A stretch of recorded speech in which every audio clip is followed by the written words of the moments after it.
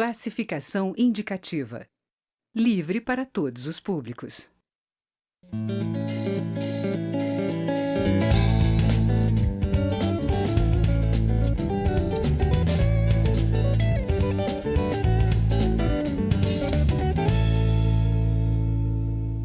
Olá! Quem é responsável quando a qualidade do ensino cai drasticamente num município, num estado ou num país? A gente pode pôr a culpa em um administrador ou outro, num prefeito, num secretário ou até mesmo nos alunos. Mas essa indefinição pode estar perto de acabar. Acaba de ser aprovada em uma comissão especial e deve ir em breve para o plenário proposta de lei de responsabilidade educacional. E o Palavra Aberta da Rádio TV Câmara vai conversar com o relator dessa proposta na comissão especial e também no plenário, o deputado Bacelar, do Podemos da Bahia. Deputado, obrigada por ter vindo aqui no Palavra Aberta para nos explicar o que é essa lei de responsabilidade educacional. Eu primeiro quero agradecer a oportunidade de estar mais uma vez aqui no Palavra Aberta, esse simpaticíssimo programa da TV Câmara. Eu acho que não há nada mais razoável do que uma lei que responsabilize o gestor, que não proporcione as condições necessárias para uma educação pública de qualidade. Aliás, eu acho que esta lei no Brasil está atrasada há quase 500 anos, porque ninguém é responsável pela péssima educação pública que é ministrada no Brasil. Ninguém é responsável pelo fracasso do filho do trabalhador não conseguir ter uma educação pública de qualidade. No mundo, esse conceito de responsabilidade educacional já está presente há muito tempo. No Brasil, ele começa a ganhar corpo aí por volta de 2005, aqui com vários projetos de lei de diversos deputados aqui na Câmara. E com o Plano Nacional de Educação, a lei que instituiu o Plano Nacional de Educação em 2014, está lá o imperativo legal de que nós teríamos que aprovar uma lei de responsabilidade educacional dentro de 2 anos. Então já estamos atrasados. Essa lei já deveria ter sido aprovada em 2016. O que é responsabilidade educacional? Segundo o substitutivo, segundo o nosso relatório, a gente entende responsabilidade educacional pelo dever que o gestor do ente federado, isto é, o prefeito, o governador ou o presidente da República, tem de dar as condições necessárias para que o direito a uma educação básica de qualidade seja exercido, o financiamento dessas condições e o cumprimento de metas que estão no Plano Nacional. Se todas essas condições estiverem presentes e houver um retrocesso na educação, esse gestor, o presidente da República, ou o governador do estado, ou o prefeito de um município, será responsabilizado.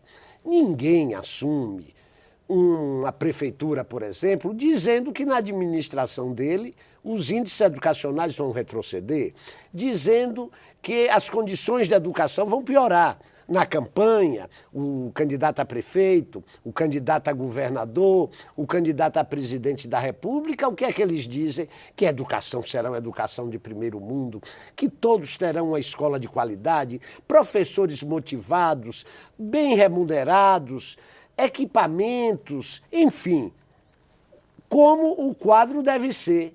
E depois não cumpre com isso, desde que haja o financiamento, desde que haja o assessoramento técnico, então esse gestor deve ser responsabilizado. Quais são os indicadores que podem ser usados para analisar se ele está cumprindo ou não essa responsabilidade? A primeira coisa que a lei traz são cerca de 25 itens que não é criação da lei de responsabilidade, são itens que já estão nos diversos diplomas legais, principalmente na LDB e no Plano Nacional de Educação, dizendo como deve ser a escola ventilada, a escola bem iluminada, dizendo que essa escola tem que ter refeitório, dizendo que tem que ter tantas horas de aula por dia, dizendo que tem que ter classes de reforço, dizendo que temos que cumprir o piso nacional do magistério, dizendo que esse professor tem que ser bem treinado, que tem que ter computador, enfim.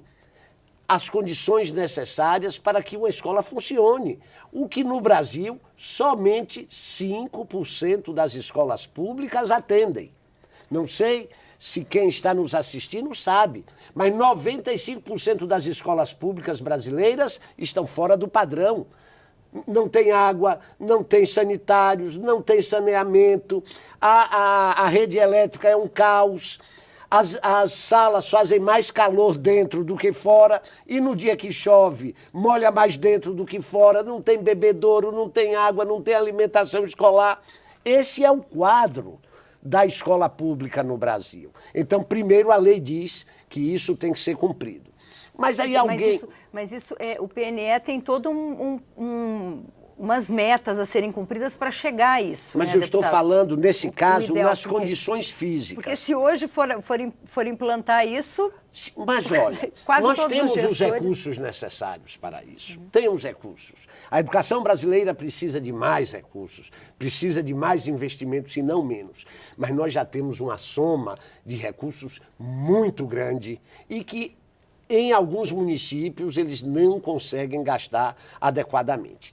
Alguém pode dizer, sim, mas o deputado está dizendo essa escola ideal para a Avenida Vieira Soto, no Rio de Janeiro. Mas uma escola lá no interior da Paraíba.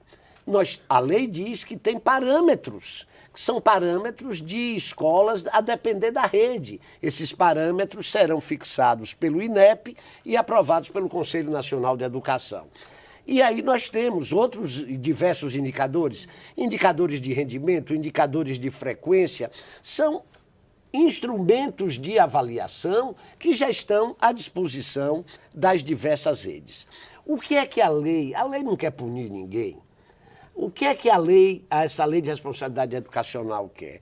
Ela quer fazer uma ligação entre a gestão da rede escolar, o financiamento dessa rede e a qualidade. Por quê? Se há recursos, se há as condições necessárias, por que é que a rede não funciona? Então, tem algum entrave e esse entrave está no planejamento. Muito mais do que punir, a lei induz ao planejamento. A lei incentiva o gestor do ente federado a planejar a sua educação. E ele pode ser penalizado caso ele não faça isso? E de que formas? Sim, olha. Antes dele chegar na penalização, a lei diz que ele, no seu primeiro ano de governo, ele tem que encaminhar à Câmara Municipal e ao Conselho Municipal de Educação, ou no caso, Assembleia Legislativa e Conselho Estadual de Educação, ou no caso, Câmara dos Deputados, Congresso Nacional e Conselho Nacional de Educação, ele tem que encaminhar qual é o seu plano para a educação nos seus 4 anos de mandato. Aí, vamos lá, ele vai dizer, eu vou construir 5 creches no primeiro ano. E por alguma coisa, por problemas de tempo, problemas de recursos ou por uma greve, ele não consegue construir 5, ele constrói somente 3. Ele, no ano seguinte, ele vai à Câmara, ele vai ao Conselho Municipal de Educação e vai dizer, olha, nós queríamos construir 5 creches, só construímos 3 por causa disso, disso, disso e disso.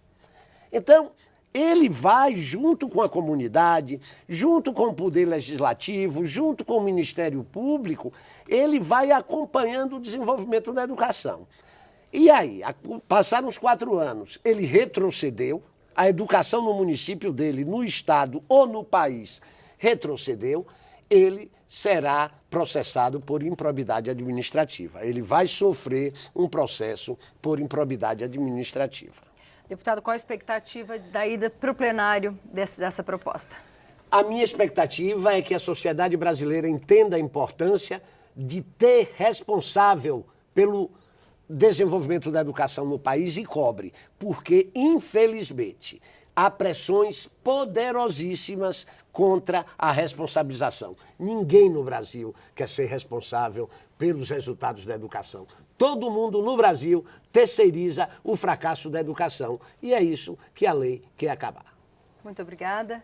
Nós conversamos com o deputado Bacelar, do Podemos da Bahia, sobre a Lei de Responsabilidade Educacional. Se você quiser rever ou compartilhar este ou outros programas, vá à nossa página câmara.leg.br/palavra aberta. Eu sou Vânia Alves e agradeço sua audiência. Até a próxima.